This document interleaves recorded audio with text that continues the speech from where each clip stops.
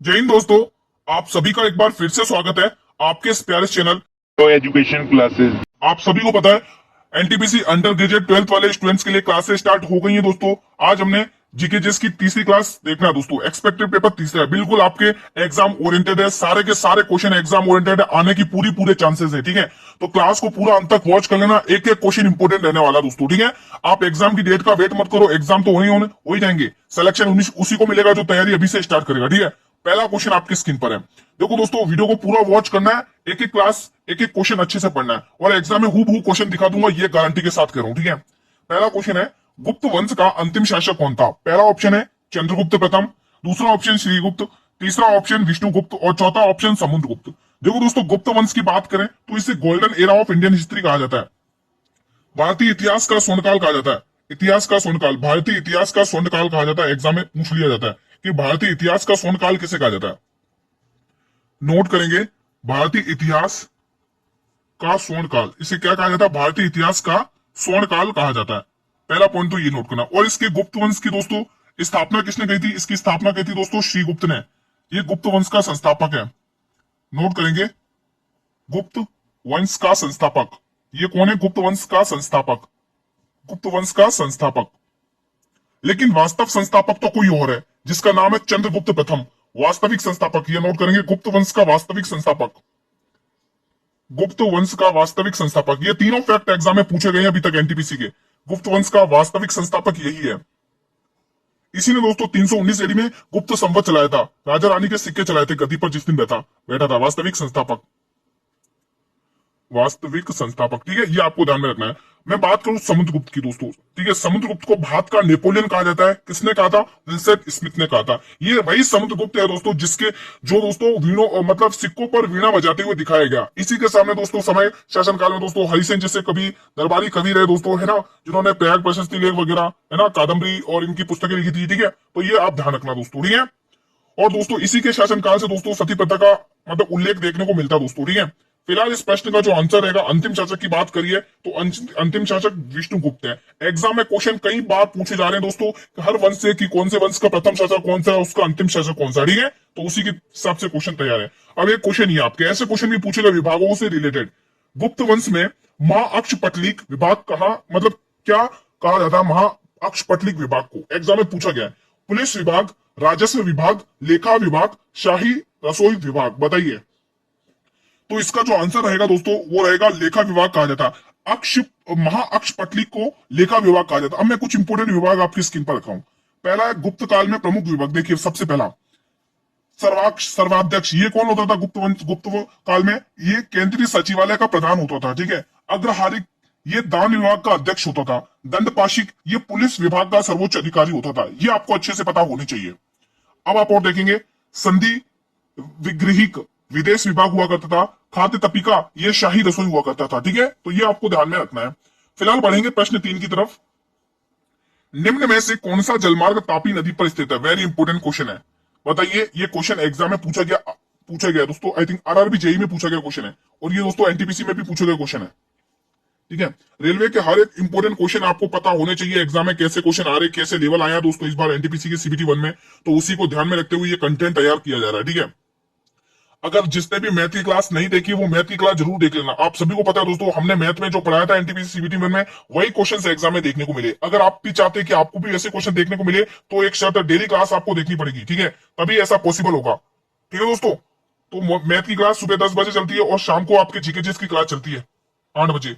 इसका सही आंसर आएगा ऑप्शन नंबर डी दोस्तों, तापी नदी। तापी नदी के दोस्तों एक शहर पूछा जाता है, इस पे कौन सा शहर स्थित है दोस्तों, बताइए दोस्तों। तापी पे दोस्तों गुजरात का सूरत शहर, गुजरात का सूरत शहर इसी नदी के तट पर स्थित है, सूरत शहर। ठीक है, सूरत शहर। ठीक है, गुजरात का सूरत शहर। अगला क्वेश्चन, क्वेश्चन नंबर 4। निम्न में से कौन सा संविधान संशोधन संसद को 2 या 2 से अधिक राज्यों के लिए एक साझा उच्च न्यायालय स्थापित करने का आदेश देता है? वेरी इंपोर्टेंट क्वेश्चन है, वेरी इंपोर्टेंट। 69वां संशोधन अधिनियम, 36वां संशोधन, 21वां संशोधन, 7वां संशोधन, बताइए स्टूडेंट्स।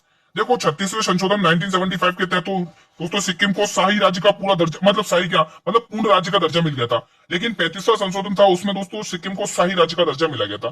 ठीक है, फिलहाल इस प्रश्न का जो आंसर आएगा दोस्तों 7वां संशोधन होगा। ऑप्शन नंबर डी इसका सही जवाब है। अब कुछ इंपोर्टेंट अमेंडमेंट ध्यान में होने चाहिए।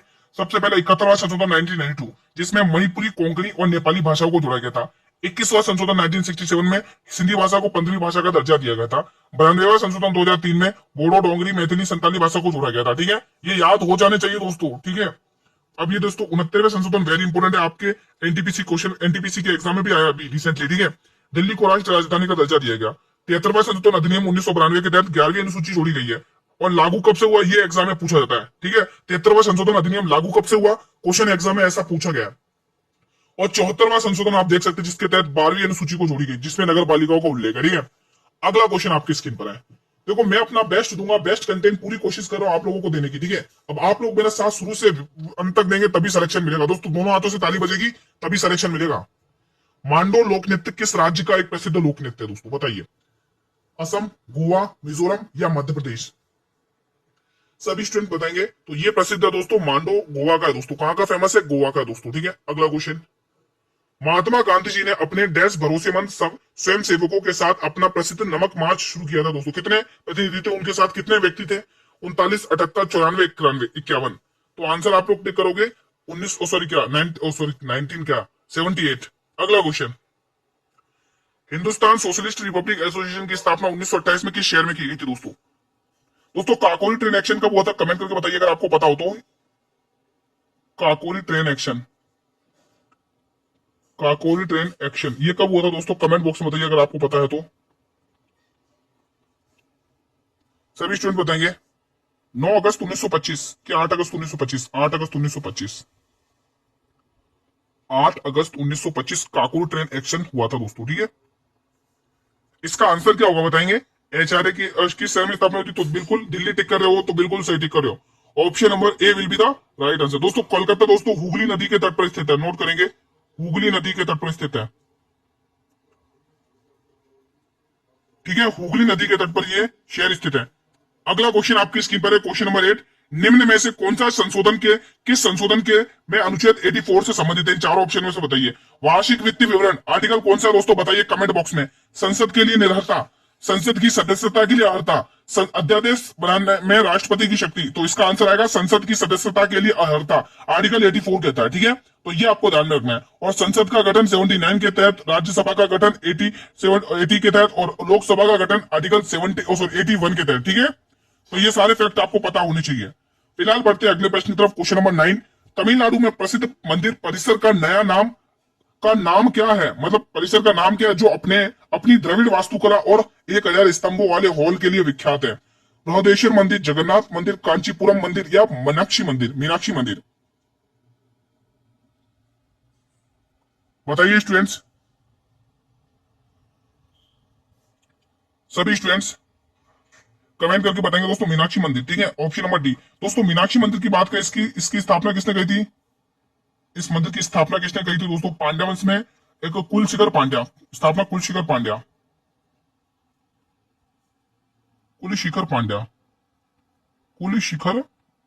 ये आपको ध्यान रखना है, कुलशिखर पांड्या। ठीक है दोस्तों, ये आपको ध्यान रखना है। दक्षिण भारत के मंदिर दोस्तों द्रविड़ शैली में बने होते हैं, है ना?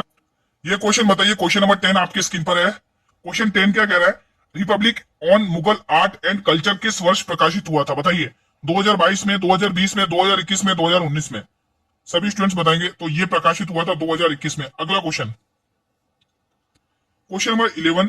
2024 में भारतीय राष्ट्रीय शतरंज चैंपियनशिप के 61वें संस्करण की मेजबानी किस राज्य ने की थी?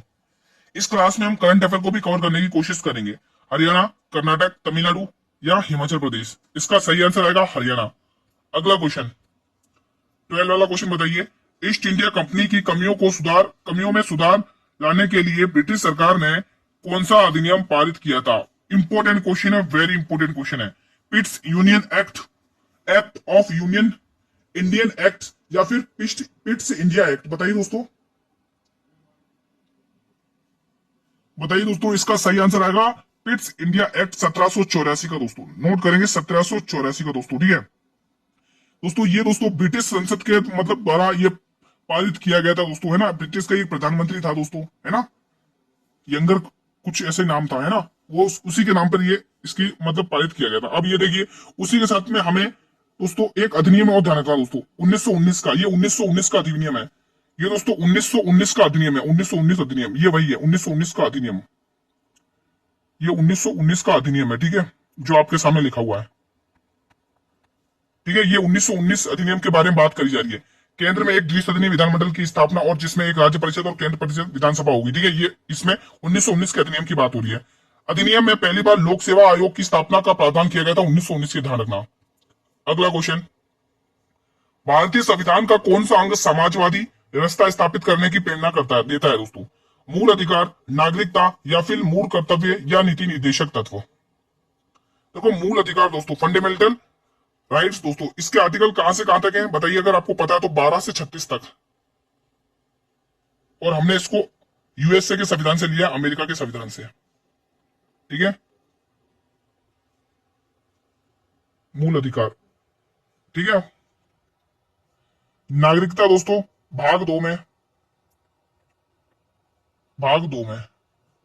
और इसके आर्टिकल 5 से 11 है। ठीक है, ये कौन से भाग में? भाग 3 में।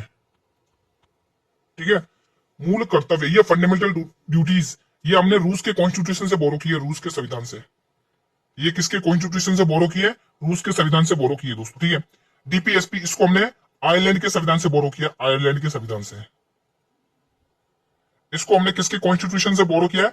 आयरलैंड के कॉन्स्टिट्यूशन से बोरो किया। और इसमें भाग कौन सा? भाग 4। भाग कौन सा दोस्तों? भाग 4 है। और आर्टिकल पूछ ले तो आर्टिकल आपको ध्यान रखना है, इसमें 36 से 51 आर्टिकल पूछ ले तो 36 से 51 अनुच्छेद है, इसमें 36 से 51 अनुच्छेद है। ठीक है, ये आपको पता होने चाहिए, ये बेसिक फैक्ट है। अब एग्जाम में क्वेश्चन पूछे जाते हैं दोस्तों कि डीपीएसपी को संविधान की मूल आत्मा किसने कही थी दोस्तों?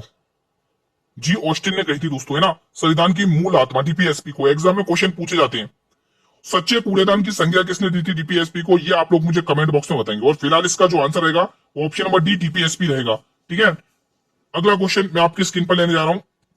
क्वेश्चन नंबर 14, निम्न में से किस शासक ने लोह आएगा दोस्तों, लोह की जगह लोह लिखिए, ब्लड एंड आयरन, है ना, ब्लड एंड लोह एवं रक्त नीति का पालन किया था, बताइए। ब्लड एवं आयरन, है ना, ये नीति को फॉलो किया था। ऐबक, इल्तुतमिश, बलबन, या मोहम्मद बिन तुगलक? सभी स्टूडेंट्स बताएंगे इसका आंसर। देखो ये लोह एवं रक्त नीति को अपनाने वाला कौन था? गयासुद्दीन बलबन दोस्तों, है ना। देखो गुलाम वंश में आपको 3 राजा बहुत ही अच्छे से पढ़ने हैं। एक तो ऐबक जिसने स्थापना की थी गुलाम वंश की, दूसरा इल्तुतमिश, और तीसरा गयासुद्दीन बलबन। ये 3 शासक बहुत ही इंपॉर्टेंट है, इनको अच्छे से पढ़ लेना। दिल्ली सल्तनत में जो क्वेश्चन आते हैं ना दोस्तों, यहां से तो एक क्वेश्चन आना फिक्स है। शमसुद्दीन इल्तुतमिश से तो क्वेश्चन आना फिक्स ही है भाई, दिल्ली सल्तनत से। ठीक है, क्योंकि उसने उसके बारे में एग्जाम है, क्योंकि क्यों आना है? क्योंकि दोस्तों वो गुलामों का भी गुलाम है और वास्तविक संस्थापक की भी है, दिल्ली गुलाम वंश का, है ना, इसीलिए। अब मैं कुछ फैक्ट आपके सामने लेके आया हूं गयासुद्दीन बलबन से रिलेटेड। सबसे पहले इसका मूल नाम आपको बहाउद्दीन पता होना चाहिए, एग्जाम में क्वेश्चन आता है। लोहे एवं रक्त की नीति का पालन किया, सिजदा और पेबोस की प्रथा चलवाई। ये सिजदा क्या होता है, पेबोस क्या होता है दोस्तों? सिजदा वो होता है मतलब कि दरबार में आना, तो मतलब मतलब सुल्तान को सलाम करना, है ना, उसके दरबार में सुल्तान को सलाम करना। और पेबोस का मतलब क्या होता है दोस्तों?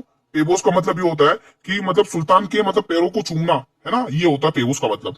सीधा मतलब सर झुकाकर चलना, और पेबोस का मतलब सुल्तान के पैरों को चूमना। तो ये प्रथा चलवाई थी बलबन ने, बहुत क्रूर शासक था दोस्तों। अब उपाधियां आपको अच्छे से पता होना चाहिए। जिल ए इलाइव, ईश्वर की छाया, ये वेरी इंपोर्टेंट है, एग्जाम में पूछा गया है।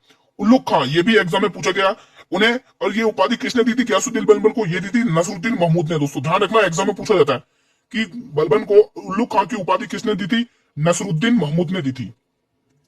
क्वेश्चन 15, हाल में ही विश्व क्षय रोग दिवस कब मनाया गया? देखो आपसे ये देश से रिलेटेड क्वेश्चन पूछे गए। और करंट अफेयर की बात है तो करंट में इनकी थीम्स पूछेंगे, ध्यान रखना। इसका सही आंसर क्या आएगा? 24 मार्च आएगा। अगला क्वेश्चन आपकी स्क्रीन पर है, क्वेश्चन 16, हाल में ही SRFI इंडियन टूर 2025 में महिला एकल खिताब किसने जीता है? अनाहत सिंह ने, जोशना चिनप्पा ने, आकांक्षा सालुंके ने, या दीपिका पल्लिकल ने? इसका सही आंसर आएगा अनाहत सिंह, ऑप्शन नंबर ए। अगला क्वेश्चन, क्वेश्चन 17, निम्न में से कौन सा स्थान गौतम बुद्ध से संबंधित नहीं है? ध्यान से पढ़ना, उसने नहीं बोला है नहीं।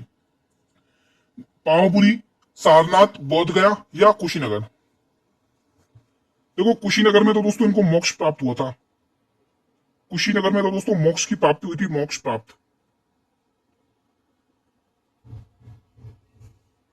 ठीक है, जिसको बौद्ध घटना में क्या कहा गया? इसको महापरिनिर्वाण, महापरिनिर्वाण, ठीक है। ये बौद्ध घटना में इसको कहा गया, ये भी पता होना चाहिए। बौद्ध गया में दोस्तों उनको क्या हुआ था, ज्ञान की प्राप्ति हुई थी। उर्मिला बौद्ध गया बिहार में ज्ञान प्राप्त हुआ था, ठीक है, पीपल वृक्ष के नीचे। सारनाथ यूपी में दोस्तों पहला उपदेश दिया था इन्होंने, यहाँ पे पहला उपदेश, जिसको बौद्ध घटना में क्या कहा गया, धर्म चक्र प्रवर्तन। नोट करते रहेंगे एक एक पॉइंट को। इसको बौद्ध धर्म में क्या गया, धर्म चक्र प्रवर्तन, नोट करेंगे। इसको बौद्ध घटना में कहा गया है धर्म चक्र प्रवर्तन, धर्म चक्र प्रवर्तन कहा गया इसको बौद्ध घटना में, धर्म चक्र प्रवर्तन, ठीक है। तो इसमें से जो स्थान शामिल सात से मतलब संबंधित नहीं है तो वो है पावापुरी, ये बिहार में है पावापुरी, ठीक है। अगला क्वेश्चन, और गौतम बुद्ध ने दोस्तों सर्वाधिक उपदेश कहां पे दिए थे, श्रावस्ती, है ना, ये भी ध्यान रखना सबसे ज्यादा। सरहुल त्योहार किस राज्य में मनाया जाता है, गुजरात में, झारखंड में, राजस्थान में या मेघालय में। तो दोस्तों सरहुल त्योहार की बात करें तो झारखंड में मनाया जाता है दोस्तों, कहां पर, झारखंड में। यहाँ के राज्यपाल कौन है, संतोष कुमार गंगवार, ध्यान रखना। अगला क्वेश्चन, कौन सा अरुणाचल प्रदेश का कृषि उत्सव है जो गालो जनजाति के द्वारा मनाया जाता है, वेरी इंपोर्टेंट क्वेश्चन है। लोसर, उगादी, मोपिन या कर्मा, बताइए दोस्तों। तो वो उत्सव है मोपिन त्योहार जो कि अरुणाचल प्रदेश में मनाया जाता है। अगला क्वेश्चन, किसने जनता के बीच राष्ट्रीय भावनाओं को जगाने के लिए सर्वाधिक गणित उत्सव का आयोजन किया था, बताइए। महात्मा गांधी जी, अरविंदो घोष, लोकमान्य तिलक या फिर लाला लाजपत राय, सभी फिर बताएंगे। देखो मैं एक हिंट दे सकता हूं इस क्वेश्चन में, बताइए, एक हिंट देता हूं। ये वो व्यक्ति है जिन्होंने जब कांग्रेस की स्थापना हुई थी तब कुछ कथन कहा था, और उस कथन का नाम है कि वर्ष में एक बार मेंढक की तरह से टर्राने से कुछ नहीं हासिल होगा दोस्तों, वर्ष में एक बार मेंढक की तरह टर्राने से कुछ भी हासिल नहीं होगा, ये कथन कहा था। जी हाँ, मैं बात करूं लोकमान्य तिलक ने कहा था। किसने कहा था, लोकमान्य तिलक ने कहा था कांग्रेस के लिए दोस्तों, ठीक है। अब कांग्रेस ने एक कथन और कहा था, वो आप लोग मुझे बताएंगे। देखो कांग्रेस से रिलेटेड एक कथन एग्जाम में पूछा गया कि कांग्रेस को दोस्तों, ये किसने कहा कि कांग्रेस अल्पसंख्यक हितों की संस्था है, ये किसने कहा, ये कहा था डफर ने, जो एनटीपीसी के सीबीटी 1 में क्वेश्चन भी पूछा गया, ठीक है। अब आप मुझे बताएंगे कि ये किसने कहा था कि कांग्रेस के लोग पदों के भूखे हैं, कमेंट बॉक्स में बताइएगा, ठीक है। अगला क्वेश्चन, भारतीय संविधान का कौन सा अनुच्छेद राष्ट्रीय अनुसूचित जाति आयोग का प्रावधान करता है, आर्टिकल 356, आर्टिकल 338, आर्टिकल 280, आर्टिकल 324। तो आंसर आएगा 338। अब आइए जान लेते कुछ इंपोर्टेंट आर्टिकल्स। सबसे पहले आर्टिकल 368 वेरी इंपोर्टेंट है, और इसको हमने किसके कॉन्स्टिट्यूशन से बोरो किया, दक्षिण अफ्रीका के कॉन्स्टिट्यूशन से इसे बोरो किया है। इसे हमने दक्षिण अफ्रीका के कॉन्स्टिट्यूशन से बोरो किया है, दक्षिण अफ्रीका के संविधान से हमने इसे बोरो किया है। अनुच्छेद 315 क्या कहता है, राज्य लोक सेवा आयोग, ध्यान रखना एग्जाम के लिए वेरी इंपोर्टेंट आर्टिकल है ये। 324 वेरी इंपोर्टेंट है दोस्तों, निर्वाचन आयोग है, एग्जाम के लिए वेरी इंपोर्टेंट है। 312 में अखिल भारतीय सेवाएं है दोस्तों, ये भी इंपोर्टेंट है। आर्टिकल 280 वित्त आयोग, ये भी इंपोर्टेंट है। और 16वें वित्त आयोग के अध्यक्ष कौन है, अरविंद पनगड़िया साहब, 16वें वित्त आयोग के अध्यक्ष, 16वें वित्त आयोग के अध्यक्ष कौन है, अरविंद पनगड़िया साहब, ध्यान रखना। ये नाम आपको पता होना चाहिए, एग्जाम में क्वेश्चन पूछा जाएगा, अरविंद पनगड़िया साहब, ठीक है, अरविंद पनगड़िया साहब। बढ़ेंगे अगले प्रश्न की तरफ। अगला क्वेश्चन आपके स्क्रीन पर, ये बताइए क्वेश्चन 22, निम्न में से किस संशोधन के तहत गोवा को राष्ट्रीय राज्य का दर्जा दिया गया, बताइए। 56वां संशोधन, 73वां संशोधन, 74वां संशोधन, 69वां संशोधन।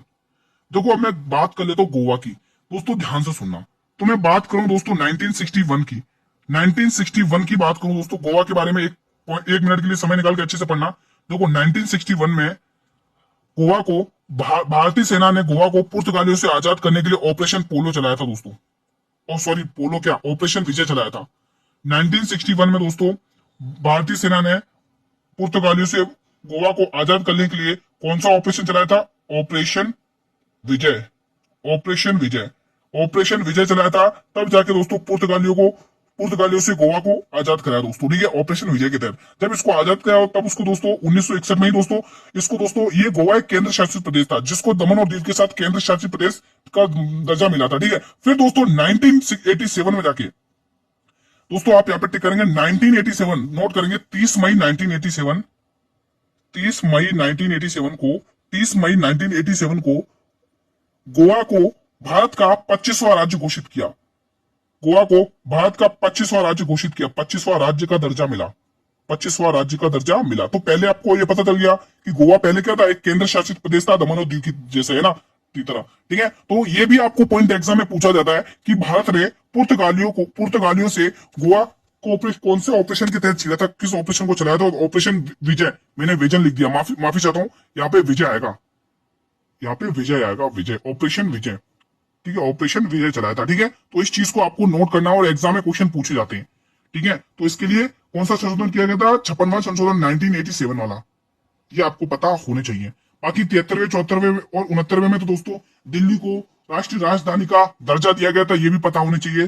फैक्ट आपको सारे पता होने चाहिए। क्वेश्चन 23, निम्न में से किस नदी को मिस्र का वरदान कहा जाता है। देखो नील नदी से क्वेश्चन आए एग्जाम में, क्वेश्चन ये भी आया कि नील नदी अपना जल कहां पर गिराती है। क्वेश्चन एग्जाम में आया आपके एनटीपीसी सीबीटी 1 में, ध्यान रखना अभी जो एग्जाम हुआ। गंगा, नील नदी, यांगसी या अमेजन नदी, इसका आंसर आएगा मिस्र का वरदान कहा जाता है नील नदी को। दोस्तों आइए नील नदी के बारे में एक झलक देख लेते हैं। सबसे पहला, नील नदी मिस्र का वरदान कहा जाता है, अच्छे से याद होना चाहिए। भूमध्य सागर में अपना जल विसर्जित करती है, डबल पॉइंट लगा लो, एग्जाम में पूछा गया है आपके अभी। ये विश्व की सबसे लंबी नदी है। नील नदी 11 अफ्रीकी देशों में बहती है, ये भी एग्जाम में पूछा गया। अब 11 अफ्रीकी देशों के मैंने नाम भी लिख दिया, आप देख सकते हैं। ठीक है, आप लोग रिवीजन कर लेना। क्वेश्चन 24 आपकी स्क्रीन पर है। घाघरा निम्न में से किस नदी की सहायक नदी है, बताइए। गंगा, सिंधु, कृष्णा या ब्रह्मपुत्र नदी, सभी वीर बताएंगे, सभी स्टूडेंट बताएंगे दोस्तों, एग्जाम के लिए इंपोर्टेंट है। सिंधु की सबसे बड़ी सहायक नदी पूछी जाती है इसकी। सिंधु के दाहिने तट पर लद्दाख का ग्लेशियर स्थित है। ठीक है, सबसे लार्जेस्ट मेजर ट्रिब्यूटरी रिवर पूछी जाती है सिंधु की, सबसे बड़ी सहायक नदी। जिसकी मैं बात करूं उसका नाम है चिनाब नदी। चिनाब नदी इंपोर्टेंट क्यों बनती है, क्योंकि दोस्तों चिनाब नदी का आपको उद्गम भी पता होना चाहिए। चिनाब नदी का उद्गम की बात करूं दोस्तों, हिमाचल प्रदेश में एक तरफ तो आती है भाई चंद्रभागा दौड़ के, ठीक है, एक चंद्रा आती है और एक और दोस्तों नदी आती है चंद्रभागा। एक नदी आती है, 2 नदियां मिलकर आती है, फिर वहां से आके चंद्रभागा के नाम से आगे जानी जाती है। हाँ मतलब एक चंद्र आती है, एक भागा नदी आती है ना, दोनों की मतलब मिला के चंद्रभागा नदी कहते हैं। ठीक है, और इस पर दोस्तों 3 बांध ध्यान रखने, कौन कौन से। एक तो सलाल बांध ध्यान रखना, सलाल बांध परियोजना, सलाल दुलहस्ती और बगलिहार, ये 3 परियोजनाएं आपको पता होनी चाहिए। सलाल, दुलहस्ती और बगलिहार परियोजना, ये चिनाब नदी पर निर्मित है दोस्तों। ठीक है, चिनाब नदी दोस्तों सिंधु की 5 नदियों में शामिल एक शामिल है। 5 नदी कौन कौन सी है दोस्तों, रावी, चिनाब, सतलज, व्यास और एक कौन सी बताइए, झेलम। ठीक है, ये 5 नदियों में शामिल है। बाकी आपको दोस्तों कृष्णा नदी का उद्गम महाबलेश्वर की पहाड़ियों से होता है। ठीक है, और दोस्तों आप वहीं कावेरी नदी की ब्रह्मगिरी की पहाड़ियों से उद्गम होता है। ठीक है, तो ये थोड़े से फैक्ट ध्यान रखना। फिलहाल इसका जो आंसर आएगा दोस्तों वो आएगा, घाघरा है किसकी, गंगा की सहायक नदी। किसकी है, गंगा की सहायक नदी है। घाघरा किसकी सहायक नदी है, गंगा की। अब एक और फैक्ट देखेंगे आप लोग गंगा से रिलेटेड है, क्योंकि गंगा नदी से भी क्वेश्चन आए। बाएं हाथ की नदियां सहायक देख लो, पहले रामगंगा, गोमती, घाघरा, गंडक और कोसी। गंगा की दाएं हाथ की सहायक नदियां कौन कौन सी है, यमुना, सोन और दामोदर। ये आपको अच्छे से पता होनी चाहिए। 25वां क्वेश्चन आपकी स्क्रीन पर है।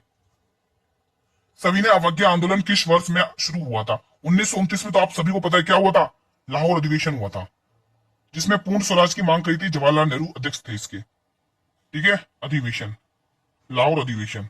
और इस प्रश्न का जो आंसर होगा दोस्तों, ये स्टार्ट होता 12 मार्च 1930 में, 12 मार्च 1930, यानी कि ऑप्शन नंबर सी। ठीक है, अब इसके बारे में एक फैक्ट जान लेते हैं थोड़ा सा। सविनय अवज्ञा आंदोलन की शुरुआत 12 मार्च 1930 को महात्मा गांधी द्वारा दांडी मार्च के साथ हुई थी, जो साबरमती आश्रम से दांडी तक 241 मील की यात्रा की थी। 6 अप्रैल 1930 को नामक कानून तोड़ा गया था इसको। ठीक है, अब साबरमती आश्रम की स्थापना कब हुई थी, आप लोग मुझे कमेंट करके बताएंगे।